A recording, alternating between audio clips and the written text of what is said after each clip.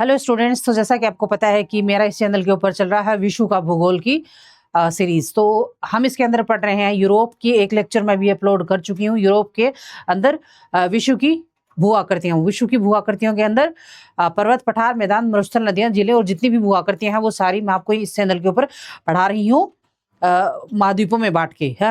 मतलब जितनी भी विश्व की आकृतियां हैं उनको महाद्वीपों में बांट के मैं इस चैनल पे पढ़ा रही हूँ। ये तो सिर्फ एक टॉपिक का नाम है, लेकिन मैं पूरा कवर करा रही हूँ आपके अंदर पूरा महाद्वीप। तो इसके अंदर 2 महाद्वीप हो चुके हैं, कौन से? एशिया और यूरोप। अभी अपना चल रहा है अफ्रीका। अफ्रीका का भी मैं एक क्या कहते हैं, ये हो चुका है, एक लेक्चर हो चुका है, ये दूसरा लेक्चर है।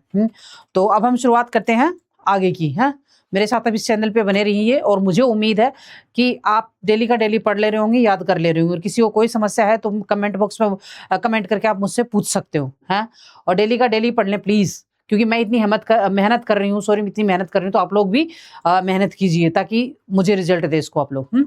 शुरुआत करते हैं। तो दक्षिण अफ्रीका, तो पिछली बार जो हमने पढ़ लिया था मिस्र और नाइजीरिया पढ़ लिया था और कांगो पढ़ लिया था, गणतंत्र कांगो। अब हम पढ़ने चाहते हैं दक्षिण अफ्रीका। आज के जो लेक्चर है इसमें हम दक्षिण अफ्रीका पढ़ने जा रहे हैं। तो पहले मैं आपको थ्योरी कराती हूँ और फिर आपको मैपिंग के थ्रू समझाऊंगी। और आपको मैंने ये बात पहले हर लेक्चर में बताती हूँ कि मैं ये कंटेंट सिर्फ इसलिए दे रही हूँ क्योंकि कोचिंग के अंदर अगर आपने फिजिकल जाके पढ़ाते हैं तो बोल बोल के कंटेंट लिखा सकते हैं, लेकिन यहाँ मैं आपको ऑनलाइन पढ़ा रही हूँ तो मैं बोल बोल के कंटेंट नहीं लिखा सकती आपको, इसलिए मैं आपको ये पीपीटी दे रही हूँ। लेकिन मैं पहले लेक्चरों में ही दूंगी, उसके बाद में आगे के जो लेक्चर्स होंगे यानी मैराथन क्लासेस होंगी और बाकी सारी क्लासेस होंगी, उसमें मैं ये आपको ये जो पीपीटी वाला कंटेंट करा रही हूँ ये नहीं कराऊंगी मैं आपको। उसमें वहाँ ये चीजें नहीं होंगी है, वहाँ डायरेक्ट मैपिंग के थ्रू आपको समझा दूंगी कि हाँ ऐसे ऐसे ऐसे सिर्फ समझाऊंगी। उसके अंदर आगे जो मैराथन क्लासेस होंगी, मतलब ये सीरीज खत्म होने के बाद जब मैराथन क्लासेस होंगी है तो उसके अंदर मैं ये वाला जो कंटेंट दे रही हूँ पीपीटी के थ्रू ये नहीं दूंगी मैं आपको, डायरेक्ट मैपिंग के थ्रू समझाऊंगी और बात खत्म है। तो ये जो मैं इतना डिस्क्राइब करके इतना डिटेल से जो समझा रही हूँ ना आपको, वो ये जो पहली वाली जो अभी जो क्लासेस चल रही हैं शुरू की क्लासेस हैं, मतलब कि आपको ये पीपीटी के थ्रू जो इतना कंटेंट दे रही हूँ यूपीएससी के लिए और पीसीएस के लिए, वो सिर्फ ये शुरुआत की क्लासेस हैं। तो ये यूट्यूब पर अपलोड रहेंगी, तो ये अभी इन्हीं क्लासेस में दे रही हूँ दोबारा। जैसे फॉर एग्जांपल जैसे मैं आपको अभी अफ्रीका पढ़ा रही हूँ तो अफ्रीका ये पढ़ा रही हूँ आप, को मैं इतना कंटेंट दे रही हूँ, हर चीज जिसको मैपिंग के थ्रू भी समझा रही हूँ और फिर मेरी सिंपल लैंग्वेज में समझा रही हूँ और पीपीटी के थ्रू भी समझा रही हूँ। तो ये क्लास जो है यूट्यूब पे अपलोड रहेगी है, तो आप इसको कभी भी ओपन करके दोबारा देख सकते हो। लेकिन अगर मैं जब दोबारा मैराथन क्लास कराऊंगी उस वक्त मैं आपको ये नहीं दूंगी क्योंकि ये ऑलरेडी अपलोड है यूट्यूब पर है, तो आपको इसको ओपन करके देख सकते हो। तो दोबारा अगर मैं मैराथन क्लास कराऊंगी तो सिर्फ मैपिंग के थ्रू समझाऊंगी है। और अगर आपको ये डिस्क्राइब करके कंटेंट चाहिएगा तो ये क्लासेस मैं यूट्यूब पे अपलोड करा रही हूँ, आप इसको कभी भी खोल के देख सकते हो, मतलब ये रहेगी है, जब तक ये चैनल रहेगा तब तक ये रहेगी। ओके, शुरुआत करते हैं इधर से। है, तो दक्षिण अफ्रीका महाद्वीप के सुदूर दक्षिण में स्थित एक देश है। क्या है? दक्षिण अफ्रीका द्वीप के सुदूर दक्षिण में यानी बिल्कुल दक्षिण में स्थित एक देश है। यह अफ्रीका महाद्वीप के विकासशील देशों में से अग्रणी देश है। विकासशील देशों में से जो दक्षिण अफ्रीका महाद्वीप है ना, इसके जो विकासशील देश है उनमें से ये एक देश है। मतलब अफ्रीका महाद्वीप अलग है और दक्षिण अफ्रीका एक कंट्री अलग है, ये कंट्री अलग है। और अफ्रीका पूरा महाद्वीप जो है जिसमें 54 कंट्रीज हैं वो एक अलग महाद्वीप है, वो पूरा, ये सिर्फ ओनली एक देश है। वर्ष 1910 तक इसे दक्षिण अफ्रीका संघ कहा जाता। क्या कहा था? दक्षिण अफ्रीका संघ कहा जाता था, जिसमें कैप, नटाल, ट्रांसवाल और फ्री ऑरेंज स्टेट के श्वेत उपनिवेश स्थित थे। क्या थे? कैप, नटाल, ट्रांसवाल था फ्री ऑरेंज स्टेट के श्वेत उपनिवेश सम्मिलित थे। नेक्स्ट ये देखिए दक्षिण अफ्रीका, उत्सवाना, राजधानी प्रिटोरिया, कैप्टरवंत कोसिया, बोत्सवाना। ये देखिए ये जो नीचे वाला दक्षिणी अफ्रीका जो महाद्वीप उसका जो नीचे वाला हिस्सा है ना, बिल्कुल नीचे वाला हिस्सा, वहां पे ये कंट्री स्थित है, ये कंट्री। हाँ, तो इसमें देखिए नील नदी है, ऑरेंज करी, क्लासिन फस्टिन, लोबेलो, न्यू वेल्डबर्ग, फ्रंट क्लास, ये मतलब ईस्ट लंदन, कलबेरा, Port Elizabeth, Cape Agulhas, Cape Town, Cape of Good. इनका ये जो जगह के नाम है ना, Cape of Good, Cape Agulhas, London East, कलबेरा, इनको अच्छे से देख लो इनकी लोकेशन का है, क्योंकि अगर अपन आप आगे थ्योरी पढ़ेंगे ना उसके अंदर ये सारी चीजें आएंगी तो आपके दिमाग में क्लिक करना चाहिए मैपिंग के थ्रू कि हाँ हम ये जो प्लेस है ये यहाँ पे स्थित है और यहाँ इस बात की इस प्लेस की बातें हो रही हैं, इस प्लेस के बारे में मैडम हमें समझा रही है, आपको पता होना चाहिए। मैपिंग बताने का मतलब ये होता है। और हाँ, हर क्लास में मैं बोलती हूँ कि जब भी आप ज्योग्राफी क्लास लो एटलस लेके साथ बैठोगे और जैसे जैसे कंट्री पढ़ा रही हूँ एटलस की में देखते जाओगे आपकी कौन सी जगह कहाँ स्थित है। ये क्योंकि जब तक आपके पास एटलस नहीं होगी आपको समझ नहीं आएगा ज्योग्राफी। ये क्लिंसफिस्टन, लेबोल और किंगब्ले, सारंज, केल्टपास, केला हिल्स, स्वाजीलैंड, स्विट्जरलैंड नहीं है, स्वाजीलैंड है। स्विट्जरलैंड यूरोप में है, ये स्वाजीलैंड है जो कहाँ स्थित है, अफ्रीका में है। ये नील नदी, ट्रांसकर, कपालकारी मरुस्थल, सबसे बड़ा नगर सोने की खान, ट्रांसकर। नेक्स्ट, अनेक भूसामरिक कारण दक्षिण अफ्रीका को दक्षिणी गोलार्ध का दुराग्र क्षेत्र मानते हैं। यह 3 प्रमुख शांति क्षेत्रों का ध्रुवीय क्षेत्र है। क्या है? यह 3 प्रमुख शांति क्षेत्रों का ध्रुवीय क्षेत्र है। कौन से 3 प्रमुख शांति क्षेत्र हैं? हिंद महासागर, जो संयुक्त राष्ट्र द्वारा सन 1971 में शांति क्षेत्र घोषित किया गया था। क्या गया था? संयुक्त राष्ट्र द्वारा 1971 में इसे शांति क्षेत्र घोषित किया था। किसे किया था? हिंद महासागर, जो अपने भारत के भी दक्षिण के अंदर पड़ता है। उसके बाद में अंटार्कटिका प्रदेश, जो 1959 की अंतरराष्ट्रीय संधि द्वारा शोध एवं वैज्ञानिक गतिविधियों के लिए सीमित है। क्या है? 1959 की अंतरराष्ट्रीय संधि द्वारा शोध एवं शांति के लिए, वैज्ञानिक गतिविधियों के लिए सीमित है। लैटिन अमेरिका, जो सन 1967 के संधि द्वारा परमाणु शस्त्र मुक्त देश घोषित किया गया था। क्या कहता है? 1967 की जो संधि हुई थी उसके अंदर लैटिन अमेरिका को परमाणु क्या कहते हैं, शस्त्र मुक्त देश घोषित किया था। नेक्स्ट है, इसका कुल क्षेत्रफल लगभग 1222 हजार वर्ग किलोमीटर। भारत के क्षेत्रफल का लगभग 3/8वां भाग है। इसके पूर्व में जो मोजाम्बिक तथा स्विट्जरलैंड, उत्तर में जिम्बाब्वे, उत्तर में जिम्बाब्वे, उठा ले जिम्बाब्वे, उत्तर में जिम्बाब्वे, उत्तर में बोत्सवाना तथा उत्तर पश्चिम में जिम्बाब्वे स्थित है। दक्षिणी पश्चिम में यह एक ओर से अटलांटिक महासागर तथा दक्षिण पूर्व में हिंद महासागर से घिरा हुआ है। इसके आंतरिक भाग पूर्व मध्य में लेसोथो नामक देश स्थित है। दक्षिणी अफ्रीका का सबसे दक्षिणी छोर उत्तमासा अंतरीप कहलाता है। क्या कहलाता है? उत्तमासा अंतरीप। कौन सा भाग कहलाता है? इसके आंतरिक भाग यानी अंदर का भाग है से में लेसोथो नामक देश स्थित है। कौन सा देश स्थित है? लेसोथो नामक। दक्षिण अफ्रीका का सबसे दक्षिणी छोर उत्तमासा अंतरीप कहलाता है। क्या कहलाता है? उत्तमासा अंतरीप। उसके बाद में देख, दक्षिण अफ्रीका के 9 प्रांत। कौन से प्रांत? 9 प्रांत हैं। उत्तरी प्रांत, उत्तर पश्चिमी प्रांत, मपुमलंगा प्रांत, क्वांजुलू नेटाल प्रांत, ऑरेंज फ्री स्टेट प्रांत, पूर्वी केप प्रांत, उत्तरी केप प्रांत, पश्चिमी केप प्रांत और गोतेंग प्रांत। ये 9 प्रांत है किसके? दक्षिण अफ्रीका के। भौतिक लक्षण क्या है? दक्षिण अफ्रीका का अधिकांश धरातल पठारी है, जो समुद्र तल से 9000 से 18 मीटर ऊंचा है। कितना है? अधिकतर जो धरातल है वो पठारी है, यानी पहाड़ों का और पठारों का क्षेत्र ज्यादा है। जो समुद्र तल से 9000 से लेकर के 18000 मीटर ऊंचा। पठार की अधिकतम ऊंचाई पूर्वी तथा दक्षिणी पूर्व में है। दक्षिण पश्चिमी पठार अधिकांशतः एक शुष्क स्टेपी भूमि है। क्या है? एक शुष्क स्टेपी भूमि है, जिसके उत्तर एकाएकी चट्टानी पहाड़ियां हैं। क्या है? जिसके उत्तर एकांकी चट्टानी पहाड़ियां हैं, जिन्हें कोपेज कहा जाता है। क्या कहता है? कोपेज कहा जाता है, स्थित है। इस प्रदेश में वृहद तथा लघु कारो भी स्थित है। कौन है? लघु तथा कारो भी स्थित है, जो शुष्क झाड़ियों वाला प्रदेश है। ये जो इसमें थ्योरी दी गई है ना, इसको मैं एज इट इज आपको आगे मैपिंग में दिखा दूंगी। जो चीज, फॉर एग्जाम्पल, जैसे कि आप है शुष्क स्टेपी भूमि कहाँ स्थित है, ये मैं आपको उसके अंदर दिखा दूंगी। जिसके ऊपर एकांकी चट्टानी पहाड़ियां स्थित है, ये मैपिंग के अंदर सारी चीजें मैं आपको दिखा दूंगी आगे। उत्तरी मध्य सागर में पठारी प्रदेश घासों से ढके हैं, जिन्हें बेल्ट कहा जाता है। क्या कहा जाता है? जिन्हें बेल्ट कहा जाता है। यह डच भाषा का शब्द है, जिसका अर्थ घास का मैदान होता है। यह ऊपर उपजाऊ भूमि है, यहाँ सामान्य वर्षा होती है। कुल भूमि के 8वें हिस्से पर ही खेती की जाती है। कितने पे की जाती है? कुल भूमि जो उसकी सिर्फ 8%, 8वां जो हिस्सा है उसी पर ही खेती की जाती है, यानी 12% पर। ऑरेंज नदी ट्रांसवाल और ऑरेंज फ्री राज्य की मुख्य नदियां हैं। किन सी है? ऑरेंज नदी, ट्रांसवाल तथा ऑरेंज फ्री राज्य की मुख्य नदियां। ये जो 2 नदियों के नाम है, जो यहाँ की मुख्य नदियां, जो पूर्व से पश्चिम की ओर प्रवाहित होती है। किधर होती है? पूर्व से पश्चिम की ओर प्रवाहित होती है, हुई अटलांटिक महासागर में गिरती है। किसमें गिरती है? अटलांटिक महासागर में। वाल इसकी सहायक नदी है। कौन सी है? वाल इसकी सहायक नदी। अन्य नदियों में लिम्पोपो है, जो हिंद महासागर में गिरती है। इसके उत्तर तथा पूर्व की ओर पठार अधिक ऊंचा है। क्या है? इसके उत्तर और पूर्व की ओर पठार अधिक ऊंचा है, जिसे उच्च वेल्ड कहा जाता है। क्या कहा जाता है? उच्च वेल्ड। यह है प्रेरी घास के मैदानों की भांति है। क्या है? प्रेरी घास के मैदानों की भांति है। ये है उच्च वेल्ड का पश्चिमी विस्तार। रेड क्या कहता था? उच्च वेल्ड जो उसका जो पश्चिम की साइड में ज्यादा विस्तार है, उसको क्या कहा जाता है? तो उसका विस्तार रैंड कहलाता है, जो विश्व का वृहत्तम स्वर्ण उत्पादक प्रदेश है। कौन सा है? जो विश्व का वृहत्तम स्वर्ण उत्पादक देश है। इस देश का सबसे बड़ा नगर जोहान्सबर्ग तथा प्रशासनिक राजधानी प्रिटोरिया इसी भाग में स्थित है। इस देश का सबसे बड़ा नगर जोहान्सबर्ग तथा प्रशासनिक राजधानी प्रिटोरिया इसी भाग में स्थित है। कौन से भाग में? इसी भाग में स्थित है। ड्रैकन्सबर्ग के पूर्व एवं हिंद महासागर के मध्य, किसके? ड्रैकन्सबर्ग के पूर्व एवं हिंद महासागर के मध्य स्थित भाग को क्यूजुलो नेटाल कहा जाता है। क्या कहा जाता है? क्यूजुलो नटाल। ये जो शब्द इनको थोड़ा अच्छे से जोर लगा के याद कर लेना। क्यूजुलो नटाल कहा जाता है। क्या? चलो फिर से बताती हूँ। ड्रेकन्सबर्ग के पूर्व एवं हिंद महासागर के मध्य, किसके? हिंद महासागर के मध्य स्थित भाग को क्यूजुलो नटाल प्रदेश कहा जाता है। क्या कहा जाता है? क्यूजुलो नटाल प्रदेश कहा जाता है। दक्षिण अफ्रीका के पठार संकरी तटीय मैदानी पेटी से अनेक उच्च पर्वतों के वंशों द्वारा सोपानों के रूप में ऊपर उठा है। कैसे उठा है? सोपानों के रूप में, जिसे महान ढलान कहा जाता है। इस स्कार्प का उच्चतम बिंदु पूर्व में ड्रैगन्सबर्ग पर्वतों में स्थित है। किधर है? ड्रैगन्सबर्ग पर्वतों में स्थित है, जिसके कई शिखर कौन से हैं? जायंट कैंसल तथा मॉर्टियो सोर्सेस समुद्र तल से 3000 मीटर से अधिक ऊंचे हैं। कौन से है? समुद्र तल जो है उसके 3000 अधिक तक ये ऊंचे हैं। अटलांटिक तट के सहारे नामी मरुस्थल, जो नामीबिया के मरुस्थल का दक्षिणी विस्तार है। कौन सा है? नामी मरुस्थल जो है वो नामीबिया, मतलब इसमें आपका क्या अफ्रीका महाद्वीप में है। इसमें आपके लिए एक आसान चीज पता है क्या?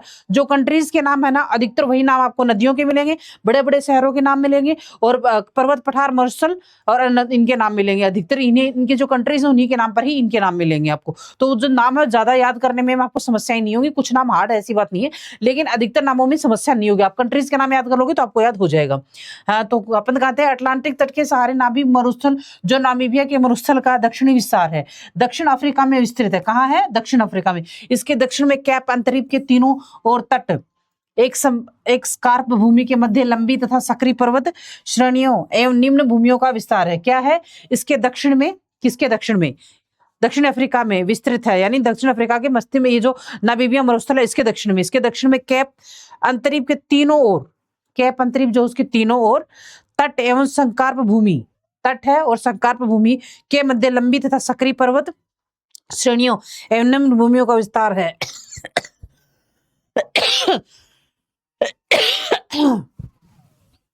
सॉरी। जलवायु एवं प्राकृतिक वनस्पति। दक्षिणी अफ्रीका शीतोष्ण कटिबंध में स्थित है। कहाँ है? शीतोष्ण कटिबंध में, इसलिए इसकी जलवायु मृदु है। यह 3 ओर से समुद्र से घिरा हुआ है, जिसका समकारी प्रभाव स्थानीय जलवायु पर पड़ता है। समुद्र तल से ऊंचाई भी शीत जलवायु के लिए उत्तरदायी है। इसकी जो जलवायु शीत है, समुद्री से जो ऊंचाई है इसकी भी, ये भी एक रीजन है कि समुद्र के नजदीक है। केप प्रदेश का अधिकतर भाग शुष्क मरुस्थलीय व अर्ध मरुस्थलीय है। कौन सा है? केप प्रदेश जो है उसका अधिकतर जो भाग है वो शुष्क मरुस्थलीय व अर्ध मरुस्थलीय है, परंतु नटाल प्रदेश के आसपास के क्षेत्र में जलवायु गर्म आर्द्र है। कैसी है? जलवायु गर्म और आर्द्र है। इसके दक्षिणी भाग में भूमध्य सागरीय जलवायु भी पाई जाती है। दक्षिणी जो भाग है वहाँ भूमध्य सागरीय जलवायु पाई जाती है। क्यों पाई जाती है? क्योंकि इसका जो दक्षिण का भाग है ना वो भूमध्य सागर के नजदीक है। इस भूमध्य सागर के नहीं, सॉरी, भूमध्य जो रेखा है उसके नजदीक है। इसलिए इसके पश्चिमी तट पर ठंडी बेंगुएला धारा तथा पूर्वी तट पर गर्म अगुल्हास धारा का भी प्रभाव है। क्या है? इसका पश्चिमी तट पर ठंडी बेंगुलाय धारा तथा पूर्वी तट पर गर्म बेंगुल्हास धारा भी का प्रभाव पड़ता है। इन्हीं कारणों से देश की जलवायु सुहावनी। ये जो धाराएं हैं ना इनको हम आगे भी पढ़ेंगे, आगे टॉपिक्स आएंगे ना, गर्म धारा ठंडी धारा, उसमें भी हम इनको पढ़ेंगे धाराओं को। मतलब अभी भी जो मैं आपको महाद्वीप में पढ़ा रही हूँ ना, ये सारी चीजें जो पर्टिकुलर टॉपिक्स आएंगे ना, जैसे कि अभी मैं कृषि इसमें पढ़ा रही हूँ, जलवायु पढ़ा रही हूँ, इसके अलग से टॉपिक भी आएंगे कृषि और जलवायु की, उसमें भी हम पढ़ेंगे। मतलब अब यहाँ तो हम महाद्वीपों के अकॉर्डिंग पढ़ रहे हैं कि महाद्वीपों की में जो जलवायु है, कृषि है, वो सब है, लेकिन एक पर्टिकुलर जो विश्व की कृषि, विश्व की जलवायु जो टॉपिक आगे आएंगे सिलेबस में, उनमें भी हम सेम इन्हीं चीजों को पढ़ेंगे। बस यहाँ महाद्वीपों में अलग अलग महाद्वीपों में पढ़ रहे हैं और वहां पे सारी कृषि को एक जगह इकट्ठी करके, विश्व की जलवायु को एक जगह इकट्ठी करके ऐसे करके पढ़ेंगे। है तो मतलब एक चीज को घुमा फिर, मैंने आपको शुरू में बोला था ना, भूगोल का जैसा नाम है ना भूगोल, वैसे भूगोल गोल है। एक चीज को 2-2, 3-3 जगह दिया हुआ। अगर आप फोकस करके पढ़ोगे ना तो आपको समझ में आएगा कि एक ही चीज है जिसे 2-2, 3-3 जगह दिया हुआ है, और वो एक ही नाम को आप 2-3 जगह सुनोगे तो आपको याद हो जाएंगी। वो ज्यादा हार्ड नहीं है, कोई क्या कहते हैं रॉकेट साइंस नहीं है। फोकस करके पढ़ोगे तो जिसको कुछ भी नहीं आता ना, 0 लेवल पर भी है भूगोल का, जिसे वह भी नहीं पता वो भी सीख जाएगा। है इस दुनिया में इम्पॉसिबल कुछ भी नहीं है, सब कुछ पॉसिबल है। इंसान अगर चाहे तो, भगवान ने इंसान को एक ऐसा बनाया कि वो कुछ भी कर सकता है।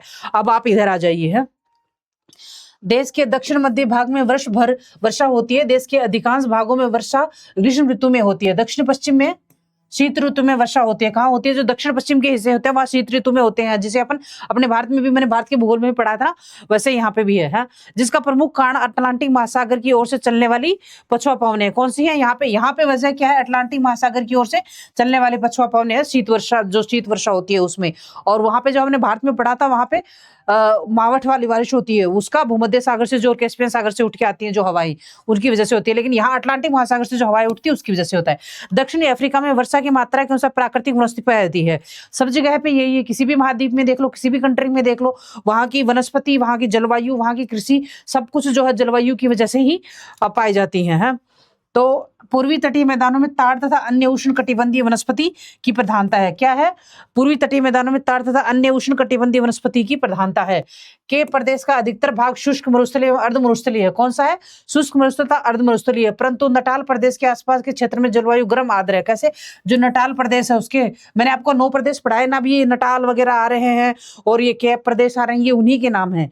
हाँ, इसलिए मैं आपको बोल रही थी कि अच्छे से नामों को याद कर लो मैपिंग के थ्रू, ताकि आपके दिमाग में, मैं जब थ्योरी पढ़ाऊं तो वो चीज क्लिक करनी चाहिए आपके माइंड के अंदर। हाँ, क्योंकि जब तक आपको जगहों के नाम नहीं पता होंगे, कौन सी जगह कहाँ स्थित है, तो ज्योग्राफी भूगोल समझ में आनी थोड़ी सी मुश्किल है। इसलिए सबसे पहले आपको मैपिंग समझ में आनी चाहिए। आप भूगोल पढ़ना शुरू करो, उससे पहले आप मैपिंग पढ़ो। आपको मैपिंग में पता होना चाहिए कौन सी जगह कहाँ स्थित है। इसलिए मैं बोल रही हूँ हर क्लास के अंदर एटलस लेके बैठो, आपको तभी ज्योग्राफी समझ में आएगी। ओके, इधर आ जाइए अब। हाँ, इसके दक्षिणी भाग में भूमध्य सागरीय जलवायु भी पाई जाती है। कौन सी? भूमध्य सागरीय जलवायु है, पाई जाती है। इसके भूमध्य सागरीय जलवायु इसलिए पाई जाती है क्योंकि भूमध्य सागर के नजदीक है ये, दक्षिण साइड में, इसलिए। इसके पश्चिमी तट पर ठंडी बेंगुएला धारा तथा पूर्वी तट पर गर्म अंगुलास धारा का प्रभाव पड़ता है। ठंडी बेंगुलास धारा तथा गर्म अंगुलास धारा का प्रभाव पड़ता है। इन्हीं कारणों से देश की जलवायु सुहावनी है। कैसी है? सुहावनी है। देश के दक्षिणी मध्य भाग में वर्ष भर वर्षा होती है। कैसी होती है? वर्ष भर वर्षा होती है। देश के अधिकांश भागों में वर्षा ग्रीष्म ऋतु में होती है। कैसी होती है? ग्रीष्म ऋतु में। दक्षिण पश्चिम में शीतकाल में वर्षा होती है। कैसे? शीतकाल में। जिसका प्रमुख कारण अटलांटिक महासागर की ओर से चलने वाली पछुआ पवनें हैं। जिसका प्रमुख कारण अटलांटिक महासागर की ओर से चलने वाली पछुआ पवनें हैं। दक्षिण अफ्रीका में वर्षा की मात्रा के अनुसार प्राकृतिक वनस्पति पाई जाती है। पूर्वी तटीय मैदानों में ताड़ व उष्णकटिबंधीय वनस्पति की प्रधानता है। ये आपको मैं पहले भी बता चुकी हूँ। ये जो इसके अंदर पढ़ाया है, ये मैं पहले भी पढ़ा चुकी हूँ आपको सारा। कृषि। दक्षिण अफ्रीका एक विशिष्ट कृषि प्रधान देश है। इसके नटाल क्षेत्र में गन्ने के विशिष्ट फार्म पाए जाते हैं। कैसे? गन्ने के विशिष्ट फार्म पाए जाते हैं। गन्ने के फार्म पाना मतलब पूरी की पूरी खेती, मतलब पूरा जो खेत है उसमें सिर्फ गन्ना उगा हुआ है। इसके वेल्ड क्षेत्र को मक्का का त्रिभुज में परिवर्तनशीलता कहा जाता है। इसके वेल्ड क्षेत्र को मक्का का त्रिभुज में परिवर्तनशीलता कहा जाता है। यहाँ पर कपास, गेहूं, तंबाकू, खट्टे फल आदि भी यहाँ पैदा किया जाता है। कौन से क्या कहते हैं? कपास, गेहूं, तंबाकू तथा खट्टे फल भी यहाँ पैदा किए जाते हैं। चारागाहों में पशुओं के प्रजनन और पालन को पशुचारण कृषि खेती कहते हैं। क्या? चारागाहों में पशुओं के प्रजनन और पालन को पशुचारण कृषि खेती भी कहा जाता है। दक्षिणी अफ्रीका में कृषि की अपेक्षा पशुपालन अधिक महत्वपूर्ण है। क्या है? दक्षिणी अफ्रीका में कृषि की अपेक्षा पशुपालन अधिक महत्वपूर्ण है। वेल्ड प्रदेश में मिश्रित कृषि प्रचलित है। कौन सी है? मिश्रित कृषि। भेड़ बकरियां तथा गाय बैल बड़ी संख्या में पाले जाते हैं। कौन से? भेड़ बकरियां तथा गाय बैल। यहाँ की अंगोरा बकरियां मोहेर ऊन के लिए प्रसिद्ध हैं। दक्षिणी अफ्रीका विश्व का विशालतम ऊन उत्पादक देश है। कौन सा है विशालतम ऊन उत्पादक? दक्षिण अफ्रीका जो है वो अफ्रीका का महाद्वीप के अंदर ऊन उत्पादन का सर्वश्रेष्ठ स्थान है। विश्व के अंदर भी सर्वश्रेष्ठ स्थान रखता है। कुछ भागों में कृषि फार्मों पर खाद का वाणिज्य फसलें उगाने के साथ साथ पशुपालन में भी किया जाता है। इस प्रकार की कृषि को मिश्रित कृषि कहते हैं। क्या कहते हैं?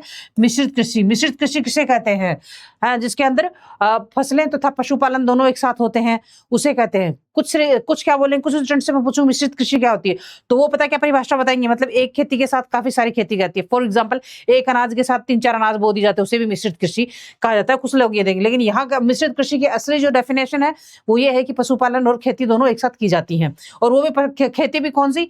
नगद खेती भी, और जो हमें डेली यूज के लिए चाहिए खाने की खेती भी, और व्यापारिक खेती भी, दोनों जो एक साथ की जाती हैं।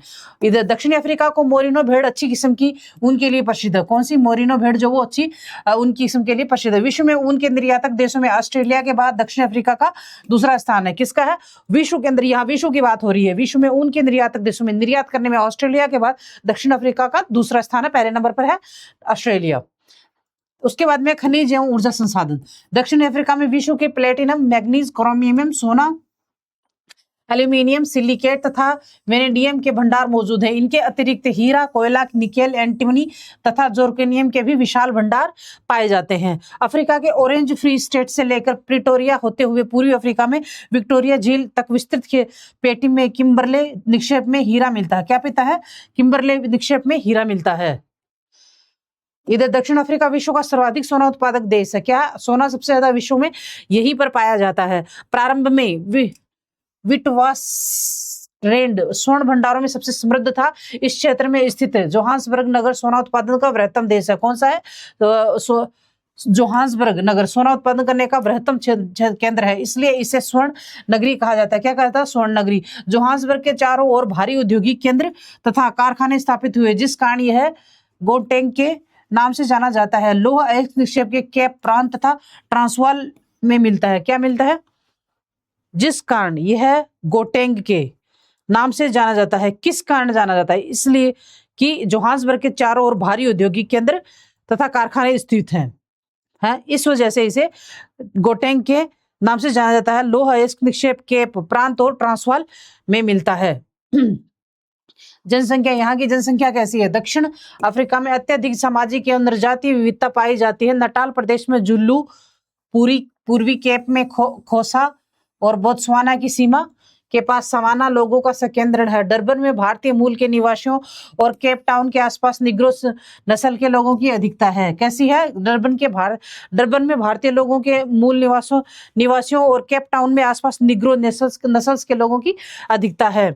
यहाँ की 2/3 जनसंख्या श्वेतों की है। कैसी है? श्वेतों की। जहाँ कुल जनसंख्या का केवल 5वां भाग ही श्वेत या गोरे लोगों का है। कैसा है? 5वां भाग श्वेत या गोरे लोगों का है। यहाँ के अश्वेत लोग बंतु भाषा ही बोलते हैं। कौन सी भाषा बोलते हैं? बंतु भाषा। अफ्रीकन लोगों के 4 प्रमुख वर्ग सोथो, नगूनी, वेंटा तथा सानन टोंगा है। ऐसा माना जाता है कि विशुमेन तथा होटेंटाइट यहाँ के सबसे प्राचीन निवासी हैं।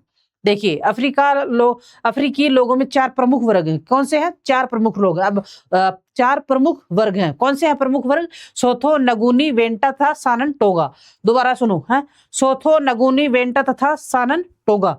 अच्छे से नाम कर लेना, नाम याद कर लेना। ऐसा माना जाता है कि बुशमैन तथा हटेंटाइड यहाँ के सबसे प्राचीन निवासी। कौन से हैं? बुशमैन तथा हटेंटाइड यहाँ के सबसे प्राचीन निवासी हैं। दक्षिणी अफ्रीका में यूरोपीय लोगों के 2 उपवर्ग हैं। किसके हैं? दक्षिण अफ्रीका में यूरोपीय लोगों के 2 उपवर्ग हैं। डच ईस्ट इंडिया कंपनी के उपनिवेशों के वंशज, जिनमें बाद में जर्मन व फ्रेंच भी सम्मिलित हो गए। डच ईस्ट इंडिया कंपनी जो है के उपनिवेशों के वंशज हैं। इनके जो उपनिवेश थे उनके वंशज, जिनमें बाद में जर्मन व फ्रेंच भी सम्मिलित हो, मतलब बाद में जर्मनी और फ्रेंच भी इनके अंदर शामिल हो गए हैं। ब्रिटिश लोगों के वंशज, जो केप प्रांत पर ब्रिटिश नियंत्रण स्थापित होने पर यहाँ बसे थे। जब ब्रिटिश लोग यहाँ स्थित उपनिवेश था दक्षिण अफ्रीका ब्रिटिश वालों का, उस वक्त ब्रिटेन के लोग भी यहाँ बसे थे, इसलिए ये लोग भी इनमें शामिल किए जाते हैं। नगर, दक्षिण अफ्रीका का सबसे बड़ा नगर जोहान्सबर्ग है। कौन सा है? जोहान्सबर्ग। ट्रांसवाल तथा ऑरेंज फ्री राज्य में स्थित है। काले लोगों की सोवेटो नगरी। कौन सी? सोवेटो नगरी। तथा देश की प्रशासनिक राजधानी प्रिटोरिया भी इसी प्रदेश में स्थित है। केप टाउन में देश की संसद स्थित होने के कारण इसी देश की विधायी राजधानी भी कहा जाता है। क्या कहा जाता है? विधायी राजधानी भी कहा जाता है। Kimberley orange free state. कौन सा? किम्बरले ऑरेंज फ्री स्टेट का महत्वपूर्ण नगर, राजधानी एवं हीरो के लिए प्रसिद्ध मंडी है। क्या है? राजधानी, हीरो के लिए प्रसिद्ध मंडी है। पोर्ट एलिजाबेथ तथा डरबन नटाल प्रांत का सबसे बड़ा नगर है। क्या है? पोर्ट जो है वो एलिजाबेथ तथा डरबन नटाल प्रांत का सबसे बड़ा नगर है। ईस्ट लंदन हिंद महासागर तट पर स्थित प्रमुख पतन है। कौन सा? ईस्ट लंदन हिंद महासागर तट पर स्थित प्रमुख पतन है। ये देखिए दक्षिण अफ्रीका की प्राकृतिक आकृतियां हैं। ये आकृतियां ग्रेट एस्कार्पमेंट, उसके बाद में हृदय क्षेत्र पठार यानी ग्रेट कारो प्लेट्यू, लिटिल करू पठार, ग्रेट एस्कार्पमेंट, वॉल नदी, ऑरेंज नदी, ये ऑरेंज नदी, ये इधर वॉल नदी, लेसोथो, जोहान्सबर्ग, प्रिटोरिया, लिम्पोपो नदी, ये इधर मजुम्बिंकाऊ कुए मिजुम्बिके, और ये इस्वातिनी, ड्रैकन्सबर्ग मैदान, अंगुलहास अंतरीप, ये देखो हमने पढ़ा था वैसे केप प्रादीप, ये कन्हानी प्लेन, ठीक से देख के अच्छे से समझ लो, मैपिंग बहुत ढूंढ ढूंढ के लेकर आई हूँ सबके लिए। ये इस तरीके से जो है वो शिखर है, मतलब ये तो सारे शिखर है इधर वाले हैं। उसके बाद में ये स्क्रपमेंट है, ये वाले पठार, पठार दिख ही रहे हैं, डिजर्ट रिवर। और ये दक्षिण अफ्रीका भौतिक आकृति, ये भौतिक कालाहारी। ये देखिए ऑरेंज नदी, ऑरेंज नदी, गरीब डैम, रसीला कारू नहीं, सुकुलेंट कारू, ग्रेट एस्कॉर्टमेंट, लिटिल कारू पठार, वाल डैम, थबाना, लिटिल लेसोथो, घास का मैदान, वॉल नदी, प्लेटिनम जहां पाया जाता है उस जगह का, प्रिटोरिया, जोहान्सबर्ग, स्वर्ण क्षेत्र, स्वाथनी, कोस्टल प्लेन, मजम्बीगर। देख लो ठीक से पढ़ लो, सारे दे रखे हैं ये देखिए।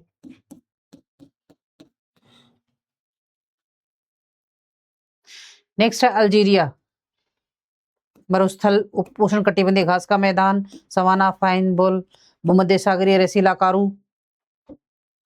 और ये इधर देखिए कौन कौन से वो पाए जाते हैं, खनिज क्षेत्र। ये देखिए अफ्रीका के मैप के अंदर यहाँ स्थित है अफ्रीका, दक्षिणी अफ्रीका। ये जो रेड रेड है ना, ये दक्षिण अफ्रीका स्थित है यहाँ। ये पूरा महाद्वीप है, अफ्रीकी महाद्वीप, और ये है दक्षिण अफ्रीका। उसके बाद में आता है अल्जीरिया। अल्जीरिया भूमध्य सागर तट पर उत्तरी अफ्रीका महाद्वीप में स्थित एक देश है जिसका कुल क्षेत्रफल लगभग 2381.7 वर्ग किलोमीटर है। इसके पश्चिम में मोरक्को एवं पश्चिमी सहारा, पूर्व में लीबिया पश्चिम में मोरक्को एवं पश्चिमी सहारा, पूर्व में लीबिया, दक्षिणी पश्चिम में मोरिटानिया एवं माली तथा दक्षिणी पूर्व में नाइजीर स्थित है। पूर्व में अल्जीरिया फ्रांस के अधीन था, जो सन 1962 में स्वतंत्र हुआ। क्या हुआ? पूर्व में अल्जीरिया फ्रांस के अधीन था, 1962 में स्वतंत्र हुआ। मतलब ऑलमोस्ट जो कंट्री है ना अफ्रीका महाद्वीप के अंदर, वो सारी भारत के बाद में स्वतंत्र हुई है। लेकिन एक चीज देखी, जितनी भी कंट्री है ना सारी गुलाम रही, और सब पे किसने राज किया है? अमेरिका तक पर भी ब्रिटेन ने राज किया है, और आज अमेरिका ज्यादा पावरफुल है ब्रिटेन से। मतलब इतनी सालों तक ब्रिटेन ने सारी क्या कहते हैं कंट्रीज पे, जितनी भी कंट्रीज उन पे सब पे राज करने के बाद भी आज उसको बहुत आगे होना चाहिए था, क्योंकि उसने सारे जितने भी विश्व की कंट्री हैं सब पर राज किया है, तो उसको बहुत आगे होना चाहिए था। लेकिन आज वो बहुत पीछे रह गया, उससे आगे आगे कंट्रीज निकल गई हैं। अमेरिका निकल गया, उसके बाद में चीन निकल गया, रूस निकल गया, और अब भारत भी निकल रहा है। इधर है यह मगरिब, क्या मगरिब का एक भाग है, उत्तर पश्चिमी अफ्रीका। मगरिब किसको बोला जाता है? जो उत्तर पश्चिमी अफ्रीका है ना उसको बोला जाता है, जिसके केंद्र में अल्जीरिया के अतिरिक्त ट्यूनीशिया है तथा परिधि में मोरक्को, लीबिया, चाड, नाइजर तथा मोरितानिया सम्मिलित है। कौन से सम्मिलित है? जिसके केंद्र के अंदर अल्जीरिया के अतिरिक्त ट्यूनीशिया तथा परिधि में मोरक्को, लीबिया, चाड, नाइजर तथा मोरितानिया सम्मिलित हैं। वर्तमान समय में मगरिब के अंतर्गत मोरक्को, पश्चिमी सहारा, अल्जीरिया तथा ट्यूनीशिया सम्मिलित है। कौन से हैं? वर्तमान समय में मगरिब के अंतर्गत मोरक्को, पश्चिमी सहारा तथा अल्जीरिया व ट्यूनीशिया स्थित हैं। अल्जीरिया के उत्तरी भाग पर दक्षिण पश्चिम से उत्तर पूर्व की ओर एटलस पर्वत का विस्तार है। इसकी दो प्रमुख श्रेणियां हैं, उत्तर में भूमध्य सागर की ओर टेल एटलस तथा दक्षिण में सहारा एटलस। अल्जीरिया के दक्षिण पूर्वी भाग में अगहर पर्वत स्थित है। शेष भाग मरुस्थलीय है। उत्तर के टेल एटलस पर दक्षिण के ढलान की अपेक्षा अधिक वर्षा होती है। क्या होती है? उत्तर के टेल जो एटलस है उसके ऊपर दक्षिण से ढलान की अपेक्षा अधिक वर्षा होती है। जहां यहाँ पर एटलस पर्वत समाप्त होता, वहां से सहारा मरुस्थल प्रारंभ होता है। जहां से एटलस पर्वत समाप्त होता है वहां से सहारा मरुस्थल जो है शुरू होता है। अल्जीरिया के उत्तरी भाग में भूमध्य सागरीय जलवायु पाई जाती है। कौन सी पाई जाती है? भूमध्य सागरीय जलवायु।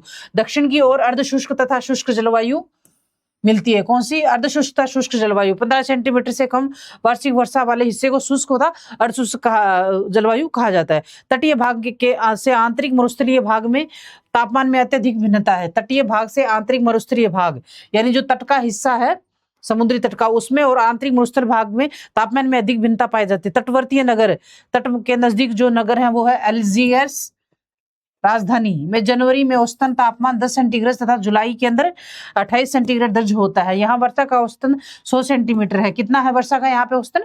100 सेंटीमीटर है, जो अधिकांशतः शीत ऋतु में होती है। अगहर पर्वत के दक्षिण में 15 सेंटीमीटर से भी कम वार्षिक वर्षा होती है। कितनी? 15 सेंटीमीटर से भी कम वार्षिक वर्षा होती है। अल्जीरिया की प्राकृतिक वनस्पति पर यहाँ की स्थलाकृति तथा जलवायु का व्यापक प्रभाव है। क्या है?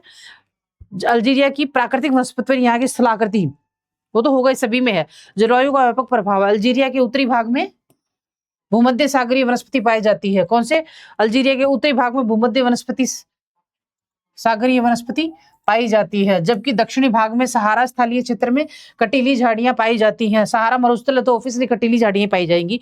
अल्जीरिया के उत्तरी भाग में कॉक ओक सीडर प्रमुख वनस्पति किसमें है? कौन सी है? Cock oak cedar. याद करना है, जैसे कॉक ओक सीडर जो है वो प्रमुख वनस्पति पाई जाती है। इन दोनों प्रकार की वनस्पतियों के मध्य स्टेपी प्रकार की वनस्पति मिलती है। कौन सी? इन दोनों वनस्पतियों में स्टेपी प्रकार की वनस्पति मिलती है। इन दोनों प्रदेशों के मध्य उष्णकटिबंधीय घासें पाई जाती है। कौन सी घासें पाई जाती है? उष्णकटिबंधीय घासें पाई जाती है। देश का 80% धरातल अत्यधिक शुष्क एवं विषम पर्वतीय एवं पठारी होने के कारण फसलोत्पादन एवं पशुचारण के लिए उपयोगी नहीं है। क्या है? देश का जो 80% धरातलीय शुष्क व विषम पर्वतीय, यानी पर्वत जो वो उबड़ खाबड़ ऊपर नीचे, और पठारी होने के कारण फसलों उत्पादन मतलब वहां फसल नहीं बो सकते और पशुओं को घास नहीं चरा सकते हैं, कि उपयोगी नहीं है। उत्तरी भाग के सापेक्ष पूर्व क्षेत्रों में कृषि कार्य होता है, मतलब जो उत्तर का हिस्सा है दक्षिण अफ्रीका का, वहां पे कुछ कृषि का कार्य होता है। छोटे मरुधानों में उत्तम किस्म के छुहारों का उत्पादन होता है। क्या होता है? छोटे मरुधान जो है वहां पे छुहारे कुछ उत्पन्न हो जाते हैं। अल्जीरिया में लोहे, पारे, जस्ता, तांबा, एंटीमनी, कौन सा? लोहा, पारे, जस्ता, तांबा, एंटीमनी, फॉस्फेट तथा पेट्रोलियम खनिज पाए जाते हैं। अल्जीरिया के तेल के भंडार लीबिया की सीमा पर स्थित है। कहां पर है? अल्जीरिया के तेल के भंडार लीबिया की सीमा पर स्थित है। यहाँ से पाइपलाइनों द्वारा पेट्रोलियम के भूमध्य सागर के तट पर लाया जाता है। पाइपलाइन के द्वारा भूमध्य सागर के तट पर पहुंचाया जाता है। इसको यूरोपीय देशों की निर्यात कहा जाता है। और यूरोप जो अधिकतर जो तटीय देश होते हैं तो वहां पे पेट्रोल जो होता है वो पाइपलाइन के द्वारा ही लाया जाता है, चाहे वो किसी भी कंट्री में लाया जाए। हाँ, उसके बाद में जो तटीय देशों पे आने के बाद में उन्हें विदेशों के अंदर निर्यात किया जाता है। यहाँ गेहूं, जो आलू, फ्लैक्स तथा तंबाकू उगाए जाते हैं। तटवर्ती क्षेत्रों में अनार तथा अंजीर प्रमुख फल हैं। कौन से? अनार तथा अंजीर। यहाँ पर शराब तथा जैतून के तेल का भी उत्पादन किया जाता है। आंतरिक बेसिनों में पशुपालन प्रमुख व्यवसाय है। क्या है? पशुपालन जो हो प्रमुख व्यवसाय। अल्जीरिया की प्रमुख खनिज उत्पादन संपदा तेल तथा प्राकृतिक गैस है।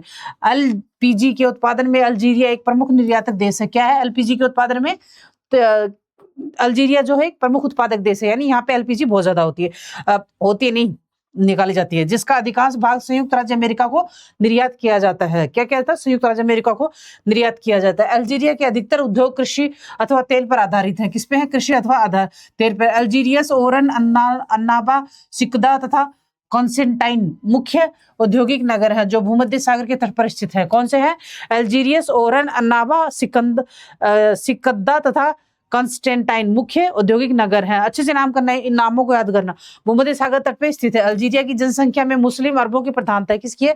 मुस्लिम अरबों की प्रधानता। अल्जीरियस देश की राजधानी, बंदरगाह तथा सांस्कृतिक केंद्र है। कौन सी? अल्जीरियस। अल्जीरियस जो है वो अल्जीरिया की राजधानी है तथा बंदरगाह सांस्कृतिक केंद्र है। यह भूमध्य सागर तट पर स्थित देश का बृहत्तम नगर है तथा ओरान द्वितीय बृहत्तम नगर तथा पतन है। कौन सा है? ओरान द्वितीय नगर तथा बृहत्तम नगर तथा पतन है। 22 मई 2025 को अल्जीरिया की न्यू डेवलपमेंट बैंक का नोवा सदस्य बन गया है। कौन सा? 22 मई 2025 को अल्जीरिया को न्यू डेवलपमेंट बैंक का नोवा सदस्य बन गया है। ये मैप देखिए, हैं? रैंग, कॉटन, ग्रांड एरिक ऑक्सीडेंटल पढ़ने में भी है। Ergs, chotts, stone desert, Sahara desert, hamada du Guir, limestone, high plateau, उसके बाद में सहारा एटलस, ये coastal plain, Tell Atlas, Atlas mountain, ये तो मोरक्को में चली गई मैं, हाँ, Atlas, hamada, Grand Erg Oriental, Ahaggar mountain, mountain Tahat, Ahaggar पर्वत, रैंग पत्थर, निगहर।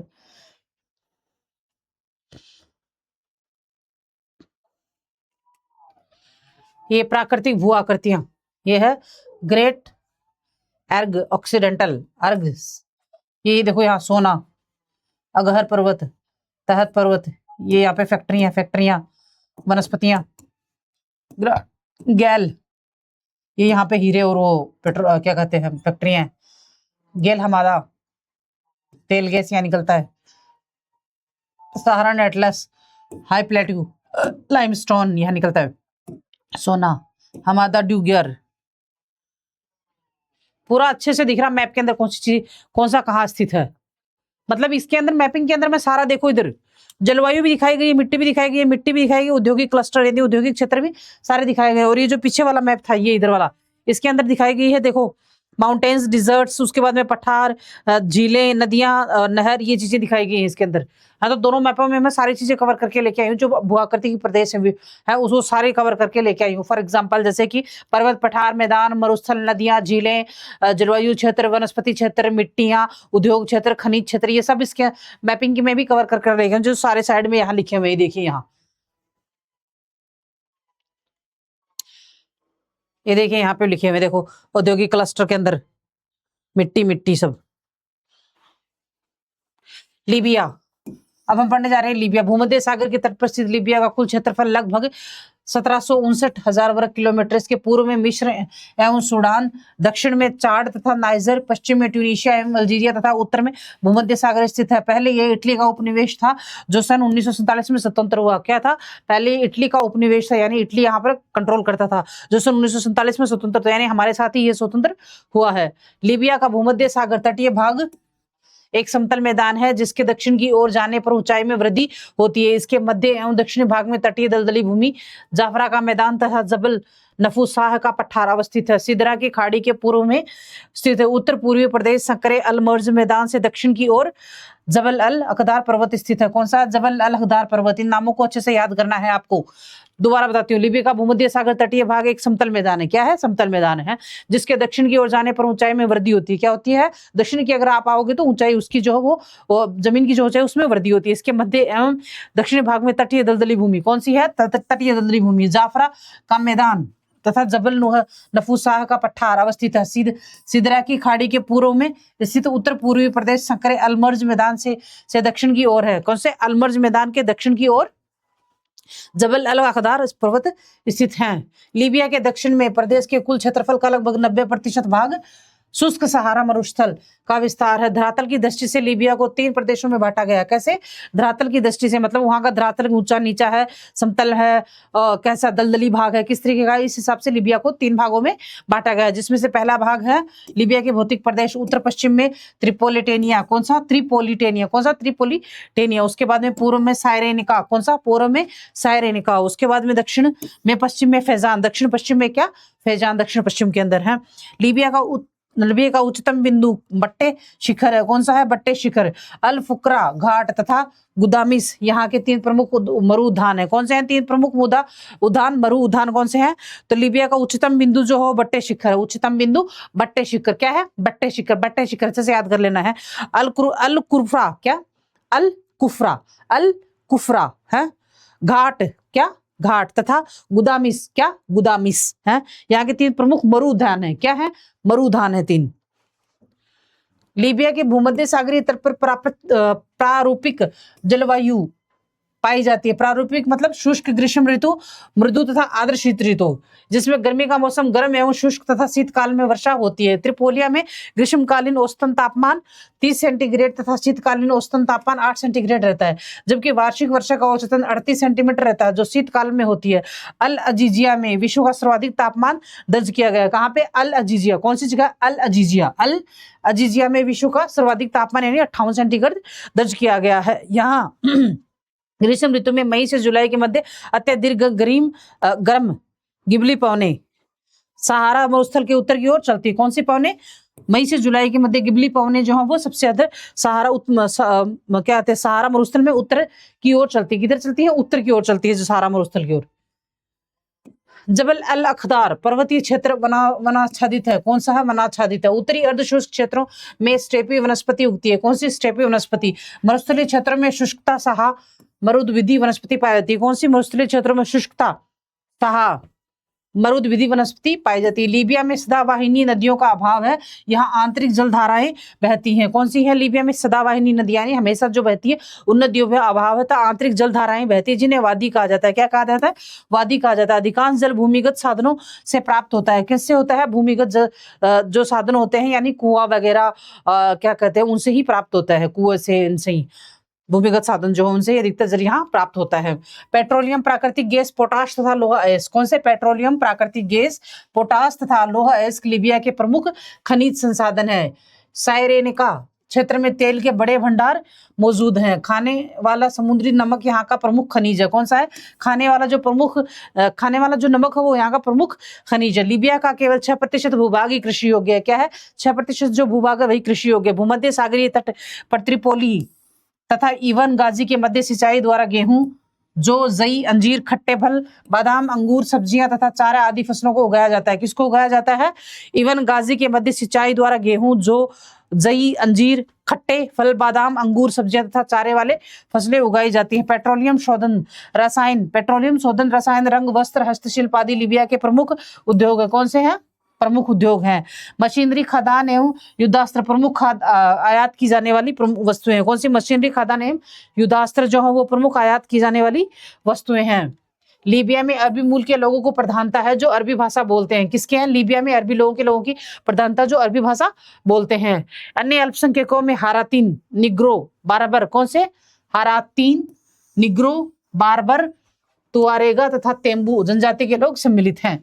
सेबहा से त्रिपोली के तट के साथ साथ देश के आंतरिक भागों में सड़कों तथा रेल लाइनों का पर्याप्त विकास हुआ है। भूमध्य सागर के तट पर स्थित त्रिपोली देश की राजधानी, व्यापारिक, सांस्कृतिक केंद्र है। त्रिपोली बेनगाजी तथा टाबुक बंदरगाह प्रमुख है। कौन सा है? त्रिपोली, बेनगाजी तथा टाबुक बंदरगाह प्रमुख है।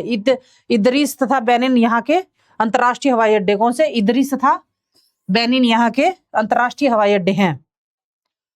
ये देखिए मैपिंग, जबल नेफूसा, लाल पठार, मुजरिक sand, Fezzan, Ubari sand, salt sand, तटीय मैदान, लीबिया मरुस्थल, तटीय मैदान, ग्रीन माउंटेन,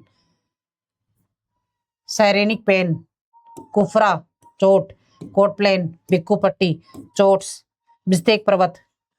ये तो चार्ट का, चलो नाइजर, लीबिया, ये देखो यहाँ पे स्थित है।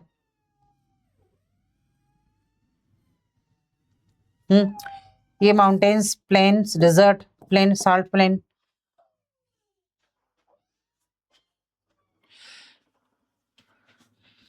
माउंटेन, भृंगु पठार, डिजर्ट, प्लेन, रिवर। उसके बाद भौतिक बात, इसके अंदर क्या दे रखा है? खनिज क्षेत्र, गैस, आयरन, ओरे, गोल्ड, रिवर, गैस वेल। इधर पर्वत, पठार, मरुस्थल, मैदान, तट, नमकीन, नदियां हैं। ये देखिए लाल पठार, जेबेला, नफूजा, तटीय मैदान, सीट बेसिन, बेंजाजी, फेजन, मुगुर त्रेत सागर, ओबारी रेत सागर, जबेला, बिक्कू बट्टी, शोट, कुफरा, लीबिया मरुस्थल, मोरसा बरगा, तटीय मैदान, ग्रीन माउंटेन, साइरेनिका पेन, रासलाउट, पेट्रोकेमिकल, बंगाजी, मिस्ट्रा, त्रिपोली। अब है मोरक्को कंट्री। मोरक्को अटलांटिक तट पर उत्तर पश्चिमी तटीय अफ्रीका महाद्वीप में स्थित है। कहाँ है? मोरक्को अटलांटिक तट पर उत्तर पश्चिमी अफ्रीका महाद्वीप में स्थित एक मगरीब देश है। गरीब देश है ये, मगरीब लिख दिया इसने, एनीवेज है, जिसका कुल क्षेत्रफल लगभग 710.8 हजार वर्ग किलोमीटर है। इसके दक्षिण में पश्चिमी सहारा और मेरिटानिया, पूर्व में अल्जीरिया और पश्चिम में अटलांटिक महासागर तथा उत्तरी सीमा पर भूमध्य सागर स्थित है। भौगोलिक दृष्टि से यह यूरोप के सर्वाधिक निकट 18 किलोमीटर की दूरी पर स्थित है। जिब्राल्टर जल संधि इसे स्पेन से अलग करती है। क्या करती है? जिब्राल्टर जो जल संधि है वो इसे स्पेन से अलग करती है। मोरक्को तट के सम्मान अटलस पर्वत पश्चिम से उत्तर पूर्वी दिशा की विस्तृत है। क्या मोरक्को तट के समांतर अटलस पर्वत दक्षिण पश्चिम से उत्तर पूर्व दिशा में विस्तृत है, जो यूरोप के अल्पाइन पर्वत क्रम का ही विस्तार है। क्या है? यूरोप के अल्पाइन पर्वत क्रम का ही विस्तार है। मोरक्को में इन्हें उच्च अटलस कहा जाता है। क्या कहा जाता है? मोरक्को में उच्च अटलस कहा जाता है। इसकी ऊंचाई लगभग 40,000 मीटर है। कितनी है? 40,000 नहीं, 40 नहीं, सॉरी, 4,000 मीटर है। अटलस पर्वत के उत्तर में तटीय मैदान स्थित है। कौन सा है तटीय मैदान स्थित है? अटलस पर्वत के उत्तर में। जबकि उनके दक्षिण में अर्ध शुष्क स्टेपी घास के मैदान स्थित है। कहाँ पे है? अर्ध शुष्क स्टेपी घास के मैदान तथा सहारा मरुस्थल विस्तृत है। कौन सा है? सहारा मरुस्थल विस्तृत है।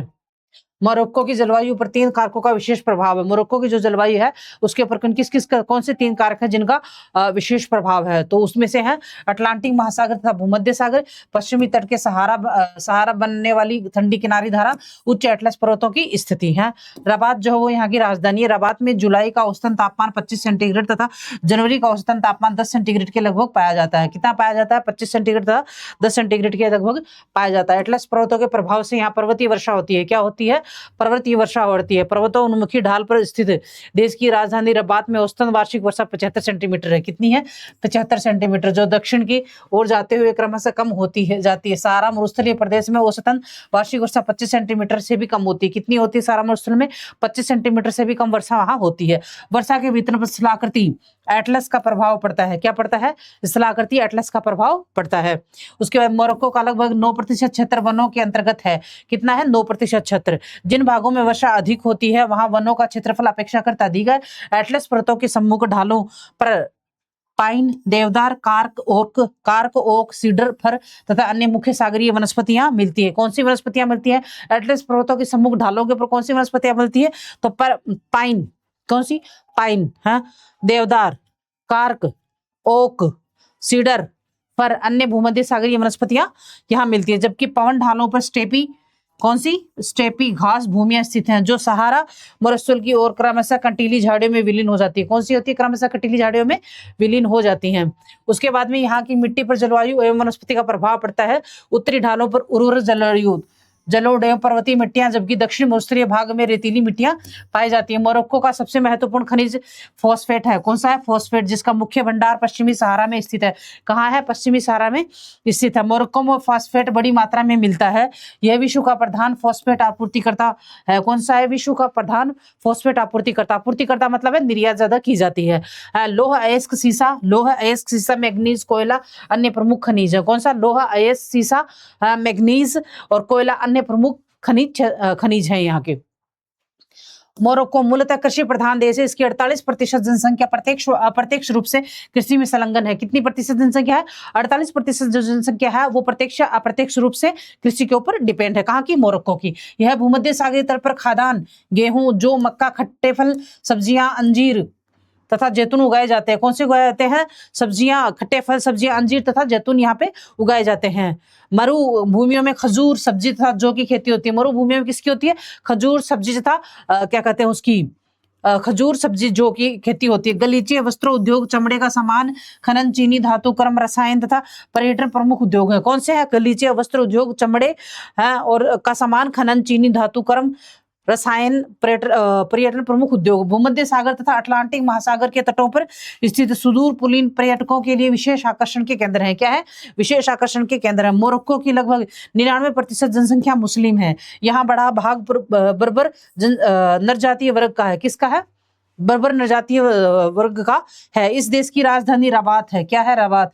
फेज तथा मोराकेश अन्य प्रमुख नगर है। कौन से? फेज तथा मराकेश। फेज तथा मराकेश अन्य प्रमुख नगर है। और राजधानी कौन सी है इस देश की? रबात याद रख लेनी अच्छे से।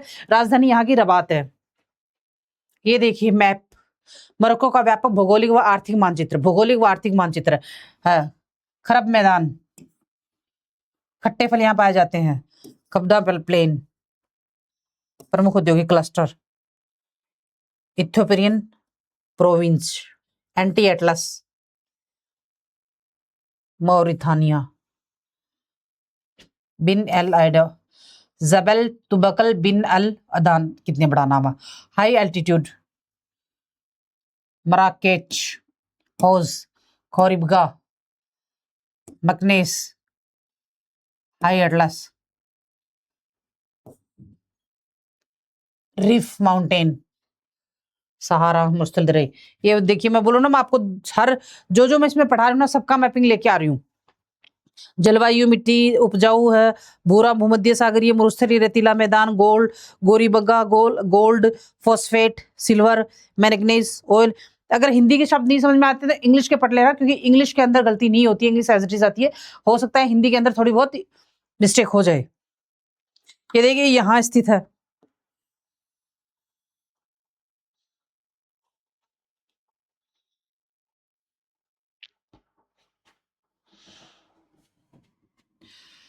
अब्दा प्लेन, गरबा plain, Agadir, anti Atlas, Jebel तोबक्का, हाई एल्टीट्यूड, मरक्का केच, मरक्कोकेन प्लेम, मसेटा, वो जो अजीब अजीब नाम पीछे आ रहे थे सारे हैं।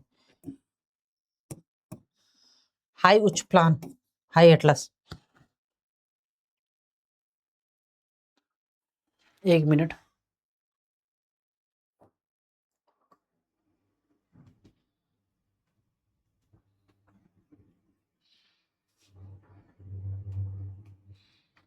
मोरक्को मेसेटा पठार, उच्च एल्टीट्यूड, मध्य एटलस, उच्च एल्टीट्यूड, रबात, कासाब्लाचा, गरब मैदान। उसके बाद में आता है ट्यूनिशिया। क्या आता है? ट्यूनिशिया। उत्तरी अफ्रीका के भूमध्य सागरीय तट पर स्थित ट्यूनिशिया एक छोटा, क्या है ट्यूनिशिया? एक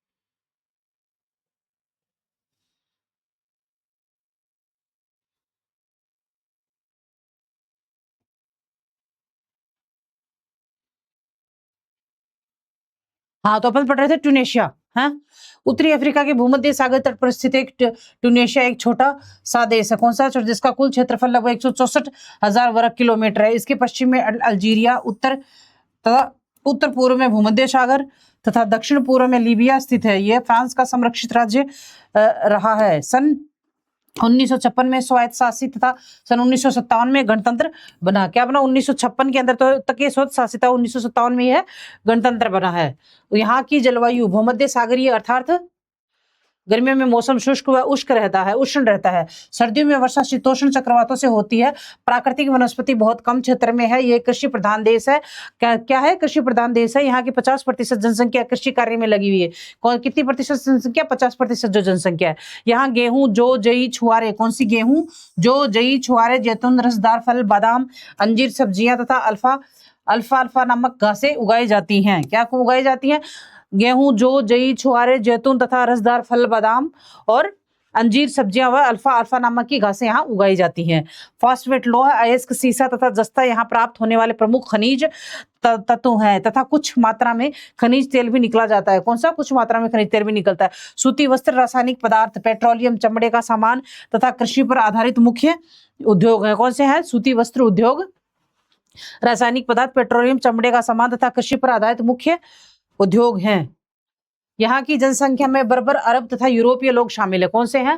बर्बर, अरब तथा यूरोपीय लोग शामिल है। ट्यूनेशिया की आधिकारिक भाषा अरबी है। कौन सी है? अरबी है। यद्यपि शिक्षित नगरीय लोग फ्रेंच भाषा का भी प्रयोग करते हैं। शिक्षित नगरीय लोग फ्रेंच भाषा का प्रयोग करते हैं। यहाँ का 98% लोग मुस्लिम है, 1% यहूदी है, 1% अन्य। ट्यूनेशिया नगर यहाँ की राजधानी है, जो भूमध्य सागर के तट पर स्थित एक सांस्कृतिक एवं औद्योगिक केंद्र है। क्या है? संस्कृति औद्योगिक केंद्र है। पश्चिमी सहारा का नया नाम सहरावी अरब लोकतांत्रिक गणराज्य है। क्या है? सहरावी अरब लोकतांत्रिक गणराज्य है। यह अटलांटिक महासागर तट पर स्थित है।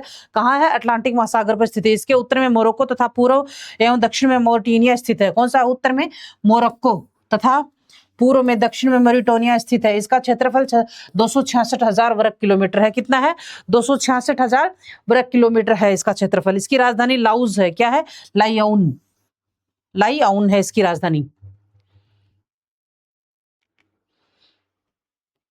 ट्यूनिशिया भौतिक भू आकृतियां, तो ये देखिए, एटलस पर्वत, डोसेनिक पर्वत, हमदा, उसके बाद में जेबेल उच्च पठार, उत्तरी मैदान, सेंट्रल, छोटे जईद, सहारा मरुस्थल, ये देखिए यहाँ पे है, ये टूनेशिया, ये दिख रहा।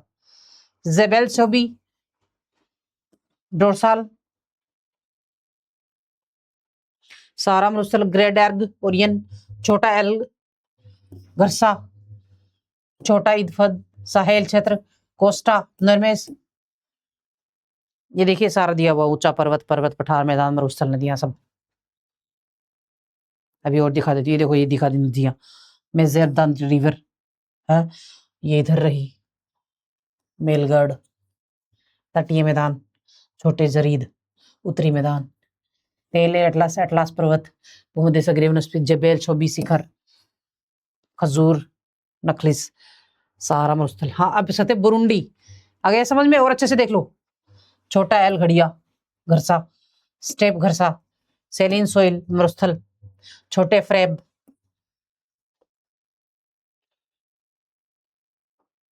बुरुंडी। बुरुंडी पूर्वी अफ्रीका में स्थित एक स्थल रुद्र देश है। स्थल रुद्र है, स्थल मतलब समुद्री रेखा, समुद्री किनारा लिखता, सारी चारों तरफ से सिर्फ स्थल से कवर करती है।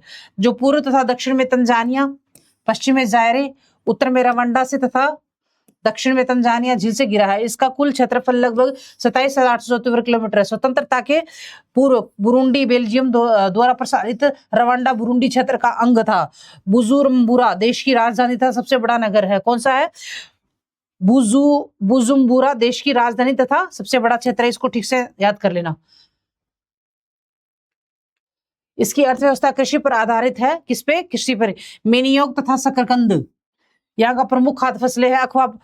कहवा प्रमुख नकदी फसल है। यहाँ का तुलसी नरजातीय वर्ग पशुपालन करता है। इसमें ये मिनियो का, ये पहली बार सुना होगा आपने, शकरकंद तो अपन भी खाते हैं, तो मिनियो इसको अच्छे से याद कर लेना। और तुलसी नरजातीय वर्ग पशुपालन करता है। कौन सा? यहाँ का जो तुलसी नरजातीय वर्ग है वो पशुपालन करता है। बुरुंडी में हेतु या बहुत तुलसी, बुरुंडी में हेतु या बहुत तुत्सी या वातुत्सी, तवा या बातवा पिग्मी लोग निवास करते हैं। ये जो लोग हैं निवास करते हैं, इनकी जातियों के नाम है ये।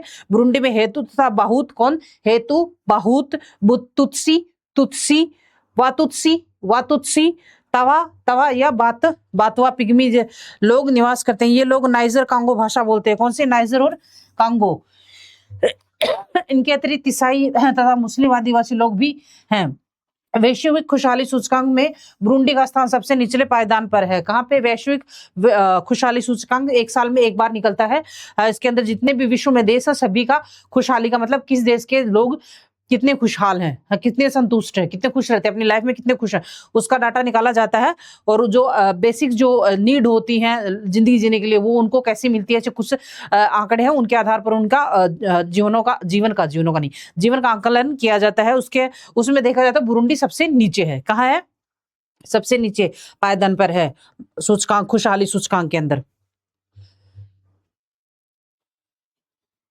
ये देखिए इधर बुरुंडी स्थित है, ये रही वो बुरुंडी, इतना है। झील ओहोको, झील कवेई, झील कनेवी, हेहा पर्वत, मिंड प्लेटो, कोंगेरा नदी, पूर्वी उच्च भूमि, गितेगा, ग्रेट रिफ्ट वैली, पश्चिमी बुंजूरा, कुरु पर्वत, तंजानिया, एकदम नीचे आगे चला है। सूखे मैदान अर्ध शुष्क, तुंगानिक्का के शिखर, पिक ऑफ द तेंगुनिका,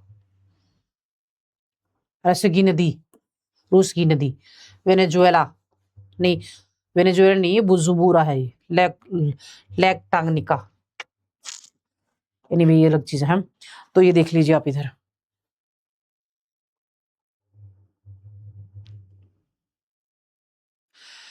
बुरुंडी व्यापक भौगोलिक व आर्थिक मानचित्र। ये भौगोलिक और आर्थिक में ग्रेट रिफ्ट वैली, पश्चिमी माउंट हेगा, झील का वेगा, मिंड प्लेटो, पूर्वी उच्च भूमि, सूखे मैदान, अर्ध शुष्क मैदान, टंगनिका हुई पर्वत, माउंट कोरू, खनिज, ये सारी वन देखो, खनिज, भुनन क्षेत्र, वनस्पति उद्योग क्षेत्र, और ये क्या कहते हैं, खनिज क्षेत्र है। फिर उधर है मानचित्र कुंजी, मैप के थ्रू है, मिट्टी के प्रकार, जल संसाधन, खनिज, जलवायु और वनस्पति मानचित्र कुंजी है। तो ये जो इसके अंदर दर्शाए गए हैं ना, वो सारे इनमें बताए गए हैं कि कौन सा कहाँ क्या है। ठीक है।